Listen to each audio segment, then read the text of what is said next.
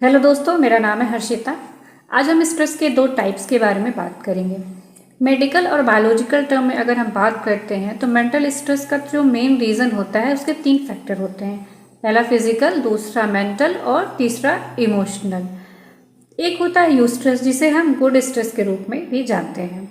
Good stress में होता है कि हम अच्छे परफॉर्मेंस के लिए काम करते हैं। मेरे कोई अच्छी जॉब लग गई है, मुझे स्ट्रेस हो रहा है काम करने का। कोई अच्छा इंटरव्यू देने जाना है, उसके लिए मुझे हो रहा है। कोई बड़ा एग्ज़ाम है मेरा, या कोई बड़ी जिम्मेदारी मेरे ऊपर आ गई, या घर में छोटे छोटे फंक्शंस होते हैं या बड़े फंक्शंस होते हैं, उसमें हम अपने आप को इंगेज करते हैं तो मेंटल स्ट्रेस हो जाता है। तो ये यू स्ट्रेस के रूप में जाना जाता है। यू स्ट्रेस का जो होता है ना, ये अच्छे परफॉर्मेंस के लिए होता है, हमारे ग्रोथ के लिए, हमारे डेवलपमेंट के लिए होता है। लेकिन यू स्ट्रेस भी अगर इसको ठीक से मैनेज नहीं करते हैं ना, तो ये बैड स्ट्रेस में कन्वर्ट हो जाता है। और एक दूसरा होता है डिस्ट्रेस, बैड स्ट्रेस जिसको कहते हैं।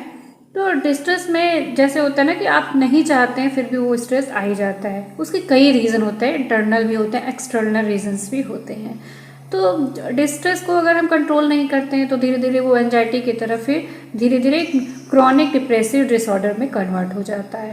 पहले तो ये मेंटल होता है, उसके बाद फिजिकल आपको बीमारियों के रूप में तरह तरह से ब्लड प्रेशर की बीमारी, हार्ट की बीमारी, सर दर्द की बीमारी और डाइजेशन की बीमारी, इन सब चीज़ों के रूप में कन्वर्ट होता है और आपको दिखाई देता है।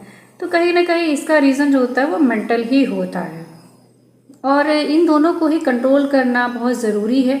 ये दोनों ही स्ट्रेस जो होते हैं हमारे उसको माइंड को भी अफेक्ट करते हैं, हमारे इमोशंस को भी करते हैं, हमारे उसके बाद हमारे बिहेवियर्स में वो चीज़ दिखने लगती है। बाकी अगले वीडियो में भी बात करेंगे। तब तक के लिए थैंक यू, नमस्ते।